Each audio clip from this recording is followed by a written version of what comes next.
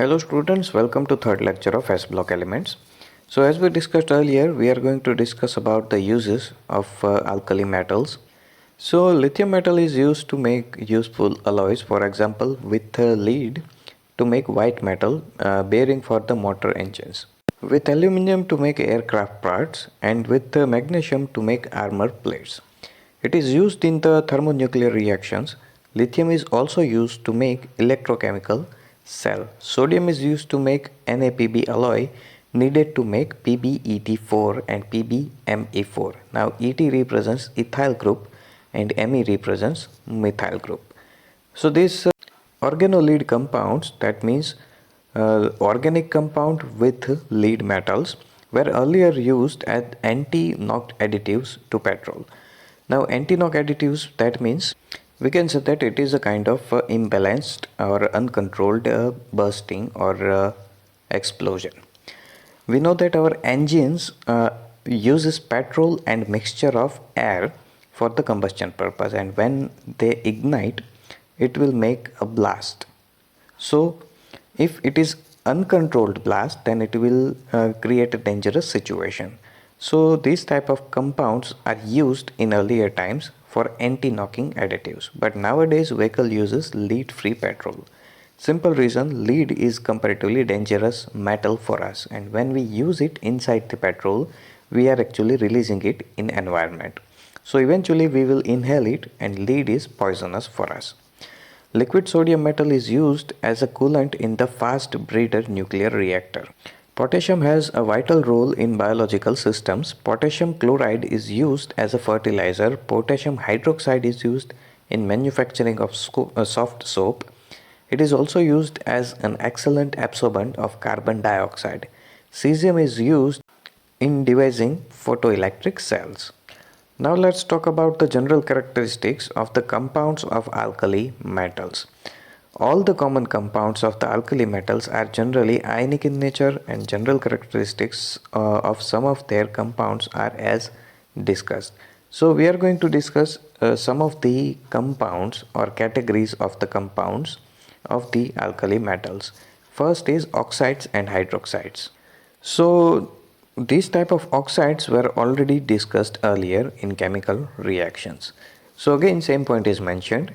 Lithium forms lithium oxide, but in main quantity or main product will be lithium oxide along with some peroxide compounds. So in small quantity lithium also produce peroxides. Similarly, sodium, as mentioned earlier, it produces peroxide, but in small quantity it also produces superoxide, while potassium, rubidium and cesium forms the superoxide. So under appropriate condition, pure compounds M2O, M2O2 and MO2 may be prepared. And as discussed earlier, as the size of the atom or ion, metal ion increases, stability of the oxide to peroxide and peroxide to superoxide increases. So we need larger ion to form superoxide. So simply we are balancing comparatively larger sized negative ion with larger sized positive ion. So sizes are also important for making ionic compounds. We need almost equal size or comparatively comparable size of two different ions to make comparatively good or stable ionic compound. And these oxides are easily hydrolyzed by the water to form hydroxides according to the following reactions. So all of the reactions are mentioned and they give similar type of results, but in addition oxides releases nothing else, whereas peroxides releases hydrogen peroxide and superoxides releases hydrogen peroxide with oxygen, because we have increasing amount the oxygens in each increasing step. So oxides and peroxides are colorless when pure, but the superoxides are yellow or orange in color. The superoxides are also paramagnetic. Sodium peroxide is widely used as an oxidizing agent in inorganic chemistry. The hydroxides which are obtained by the reaction of oxides with the water are all white crystalline solids. The alkali metal hydroxides are strongest of all the bases and dissolve freely in water with evolution of much heat on account of intense hydration. So simple thing, in practical, when you go in laboratory, if you have any practical which uses NaOH or sodium hydroxide, so usually sodium hydroxide in laboratory is provided in solid form, but we use it in liquid form or aqueous form.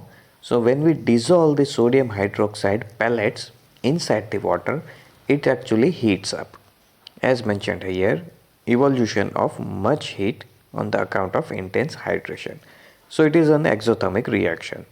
One simple problem is mentioned why KO2 is paramagnetic. So in this type of oxides, it is a superoxide, and superoxides are paramagnetic because of unpaired electron present in pi star 2p molecular orbital. So this refers to molecular orbital diagram. If you draw the molecular orbital diagram of oxygen O2 gas, then you will notice not all of the electrons are paired up. That means oxygen gas is also paramagnetic in nature. But when we add one more electron, you will get O2 minus ion, that means superoxide. In case of superoxide, because of addition of one electron, only one single electron will remain unpaired. But still we have unpaired electron, and that's why it is paramagnetic in nature. As we can see, it is a figure mentioned in structure of atom unit. It is present on page number 127, and it is figure number 4.21. And as we can see, for oxygen, electronic molecular orbital diagram is mentioned, and nature of it is mentioned as paramagnetic because of presence of these two unpaired electrons. And if we want the molecular orbital diagram of O2 minus ion, then we have to add one more electron, and eventually it will add up in pi star 2p orbital. That means we have to add it here. So after the addition of the electron, we still have one single electron present here, and that's why O2 minus ion will be paramagnetic. Next is halide compounds, and we already discussed about some points of halide as well. So alkali metal halides MX, where X represents fluorine, chlorine, bromine and iodine, are all high melting colorless crystalline solids. They can be prepared by the reaction of the appropriate oxide, hydroxides or carbonate with aqueous hydrohalic acids. That means either hydrofluoride, hydrochloride or hydrobromide or iodide. All of these halides give high negative enthalpies of the formation. Now keep in mind, we are talking about the highest electropositive and highest electronegative element combination. They are exactly opposite by nature. That's why they react with each other vigorously. One element has a strong tendency to lose electron and to form a strong positive ion, whereas the second elements have tendency to accept electrons strongly and to form strong electronegative or negative ion. That's why they both react with each other and they lose comparatively high amount of energy during the formation, and that's why enthalpies of formations are very high and negative. So the delta FH values of the fluorides become less negative as we go down to the group, whilst the reverse is true for delta F for chlorides, bromides and iodides.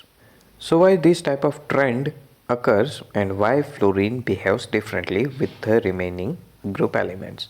So simple reason is fluorine has smallest size, and as we already discussed, in case of formation of ionic compounds, sizes are also important.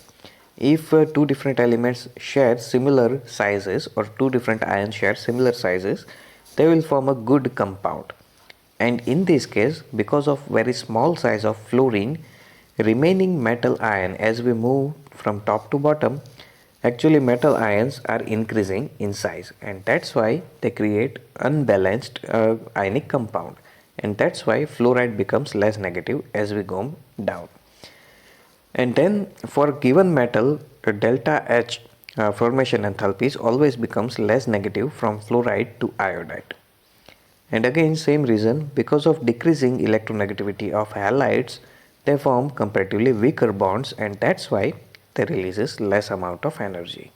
Melting and boiling points always follow the trend. Fluorides are greater than chlorides, chlorides are greater than bromides, and bromides are greater than iodide. All of these halides are soluble in water. The low solubility of lithium fluoride in water is due to its high lattice enthalpy, whereas the low solubility of cesium iodide is due to the smaller hydration enthalpy of its two ions. Other halides of lithium are soluble in ethanol, acetone, and ethyl acetate. Lithium chloride is soluble in pyridine also. Next, oxoacid compounds. So, as the name suggests, it contains oxygen and they are acidic compounds. Oxoacids are those in which the acidic proton is on the hydroxyl group with an oxo group attached to the same atom. Example, carbonic acid. So actual structure of carbonic acid H2CO3, and it is a combination of carbon dioxide gas and water. When you combine both of them, you will get H2CO3. That means both of them are combined completely with each other. So as in this case, as mentioned, oxoacids are which compound in which acidic protons are attached on hydroxyl group with an oxo group attached to the same atom. So that means in our given compound, our atom is carbon. Oxo group is attached with carbon and we have hydroxyl group, OH group, and this OH group contains acidic hydrogen. So that means this OH group won't release in form of OH minus ion, but it will release H plus ion, so that it forms or it gives acidic compound. So carbonic acid has this type of structure. We have oxo group attached with the carbon and it also has two hydroxyl groups. In these hydroxyl groups releases H plus, and that's why you will get CO3 2 minus ion when both of these H plus are released. So our simple reaction is, on first step it releases 1 H plus and you will get HCO3 minus ion, and on second step it releases one more hydrogen as H plus or as a proton and you will get CO3 2 minus. And other example, sulfuric acid H2SO4. Actual structure of H2SO4 is sulfur contains two oxo groups, that means double bonded oxygens, and two OH groups or hydroxyl groups. The alkali metals forms salt with the all oxo acids. They are greatly soluble in water and thermally stable. Their carbonates M2CO3 and in the most cases the hydrocarbonates also are highly stable to heat. The electropositive character increases down to the group. The stability of the carbonates and hydrocarbonates increases. Lithium carbonate is not so stable to heat. Lithium, being very small in size, polarizes a large CO3 2 minus ion, leading to the formation of more stable lithium oxide and carbon dioxide. That means it will decompose the compound. Its hydrogen carbonate does not exist as a solid. So all the characteristics of the compounds of alkali metals are discussed in this topic, and in next lecture we will start with anomalous properties of lithium. Now a common thing will be observed in all of the groups, whether it is in S block or it is in P blocks. All of them has anomalous behavior of their first element. In this case, lithium is the first element of alkali metal. Similarly, if we talk about the P block elements, first element starting from the group 13 to 18, that means let's say boron, carbon, nitrogen, oxygen and fluorine, all of them shows anomalous behavior or different properties than the remaining group members. And one of the simplest reasons were small size and absence of d orbital. All of the first elements of S blocks and P blocks do not have d orbital. As for example, if you check the electronic configuration of the lithium, then it is 1s2, 2s1. So it has second orbit, and in second orbit we have only s and p orbitals. If you have third orbit, then you will have s, p and d, all of the three orbitals. but all of the first member of S and P blocks only have second orbits, and that's why they lack d orbital. And because of lack of d orbital, or because of absence of d orbital, their behaviors are different from the remaining group members.